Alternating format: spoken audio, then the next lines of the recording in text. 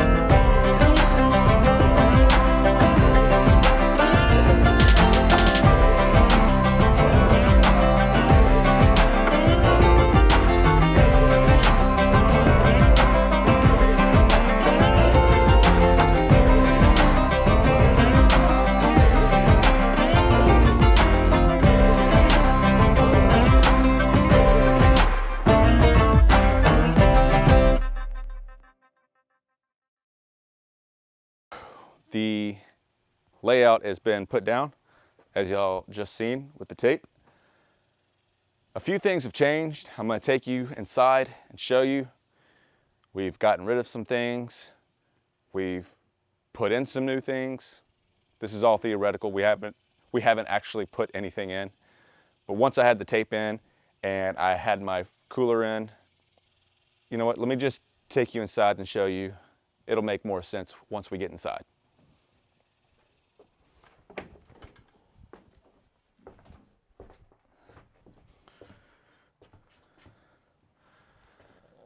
All right, so here we're gonna have the freezer unit, the Dometic cooler that I've shown y'all in a previous video. Y'all might have seen it when I was laying out the tape. I brought it in here for a mock-up.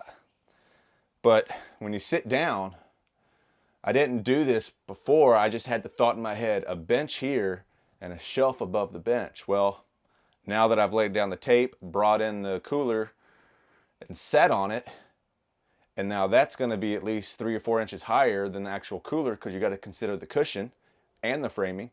You sit down and the bottom of the shelf is like right here at the neckline. So your head gets cut off essentially. So I'm not going to sacrifice my cooler, so I'm going to have to sacrifice the shelf.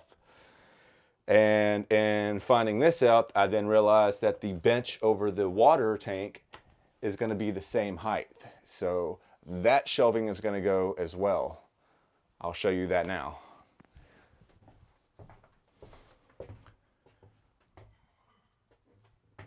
Now over here, again, still going to have the water tank over the wheel hub. We're doing a custom built water tank. Hopefully that'll be coming up soon in the next couple of videos. A bench to be set over the tank, the Murphy bed that folds down, the one side of the bed, because this is going to be the head of the bed, this will be the foot of the bed, so the side of the bed will come down and rest on the bench, where the other side will be supported by frames. We'll talk more on that later. So yeah, same thing with the bench over the fridge freezer unit. Again, the same thing here. You sit down, the bottom of the shelf that originally was going to be up here will now cut off at the head, at the neck. So no shelving here and no shelving over there by you guys. So what am I going to do for storage? I will show you that now. Oh, so what am I going to do for storage? I have 2 options. This is most likely what I'm going to do.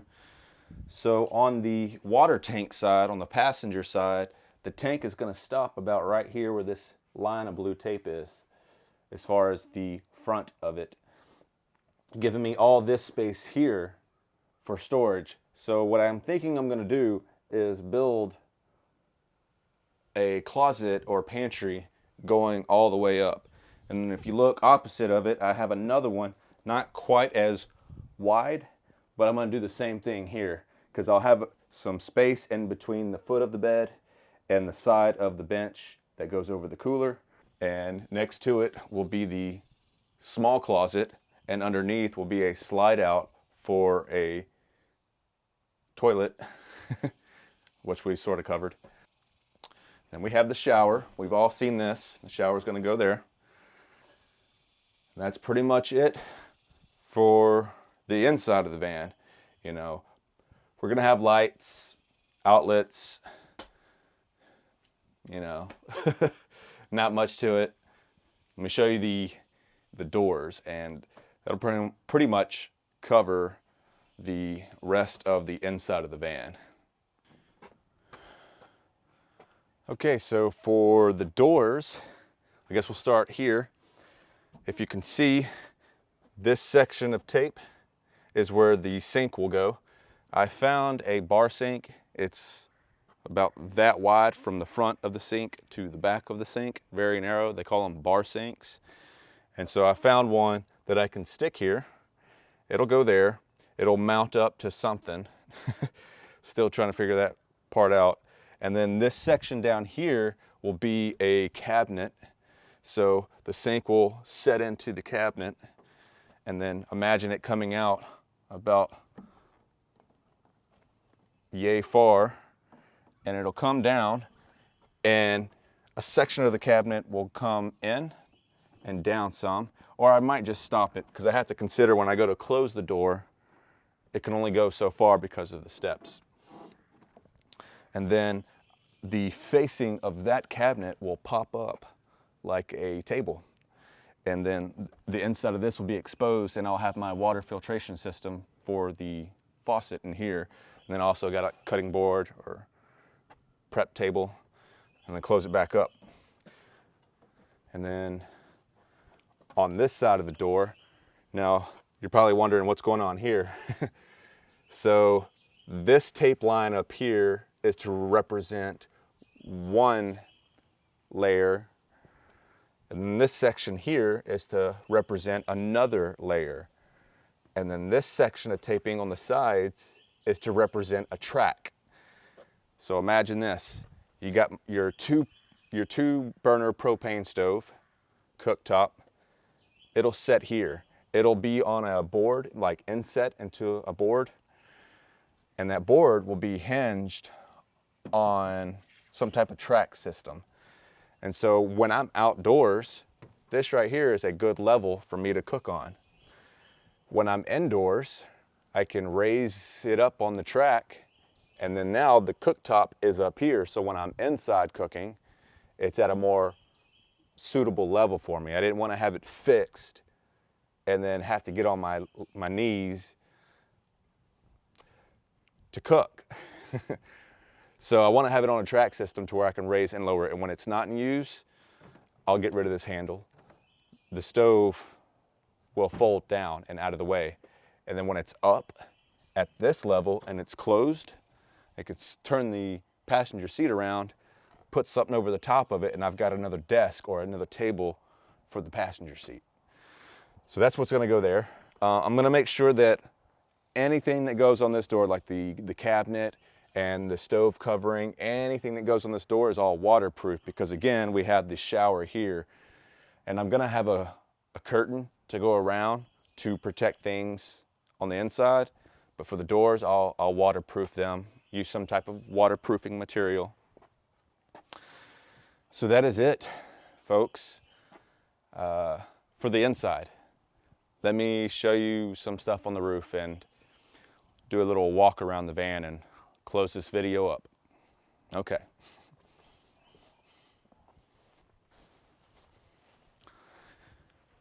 As many of you know, I have the 2011 Ford Econoline extended passenger van. I say passenger van because passenger van is different from the cargo van. Cargo vans don't have windows. Passenger vans have windows. And as many of you guys already know, I painted the entire van in bed liner. So I mentioned the cargo passenger van aspect because I painted over the majority of the windows. And on the inside, y'all had already seen, and in previous videos, we did a spray foam installation. And that spray foam on the inside is also covering the windows. So that's something I'm always a little nervous about, especially when I go off-road. Will these break one day? But other than that, the paint is sticking to it. The spray foam installation is sticking to it. So it's doing very well. But yes, we have the bed liner. We've got our running boards. We still have our stock rims and tires. As many of you know, I have rims already bought. Those will be one of the last things to go on.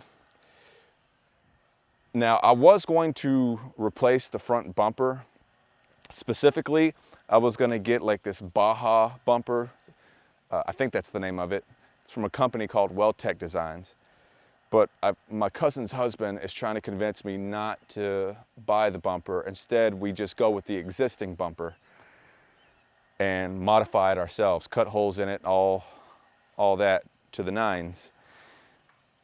But so I'm deliberating with myself over that. So that might change, that may not. Don't worry about the hood being up. My uncle and I are just working on some things. But on the roof, yes, I know it's still white. I'm sorry about that. It will be taken care of one day. We're gonna do a vinyl wrap, and I will spare you the details on what will be on the vinyl wrap and why I chose vinyl wrap, but another video, another day. But just know that this white roof is not staying. It is an eyesore. It does not go with the van. I am working on it. On top of the roof, we currently have two Max air fans, the deluxe ones with the remote. And in between that is going to be a 400-watt solar panel that I got from, I believe the name of the company is Solaria. They're based in Austin. Check them out. Not sponsored. Here towards the back, we're gonna have a ladder. I have to modify it as well because it does not fit this van. It fits a Mercedes Sprinter, but I like the look of it, so I bought it. So it's a little tall. I'm gonna get one of my other uncles, Uncle Gordon, we've met him before, to see if I can get him to cut that for me and shorten it And then he doesn't know this yet, but if he's watching this, he'll find out. I'm gonna see if I can get him to weld me a cargo rack on top, and we will bolt the ladder to the cargo rack. I would take you up there, but there's not much. It's an empty roof. Just 2 max fans up there, as I just said. But you can go back to some later videos. I believe I actually titled the videos Installing Vent Fans, and you can see what the top looks like and me installing the fans. But I'm mentioning all this because once the solar panel is up, once the cargo rack is built, if there's enough space up there and enough in my wallet for budget, I'll fill up the dead space with decking, because that would be nice. But that is it. There are a few little other minor details that I could talk about, but we don't want to spoil everything. So that is going to be the end of this video. I would like to tell you what's coming next week, but honestly, I do not know. I've got several things planned. I haven't pulled the trigger on any of them, so we'll see.